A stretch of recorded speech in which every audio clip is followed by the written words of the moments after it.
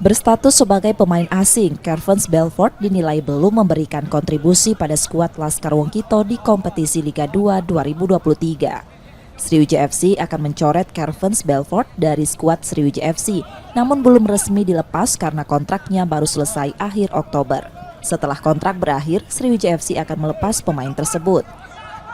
Ya kalau resmi dilepas belum, tapi kita sepakat Belfort harus dilepas karena memang dia tidak memberi kontribusi, tidak perform di di beberapa pertandingan, terus dia juga cedera sekarang.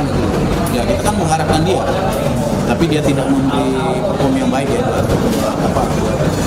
GFC. Kita putuskan kita tidak pakai dia.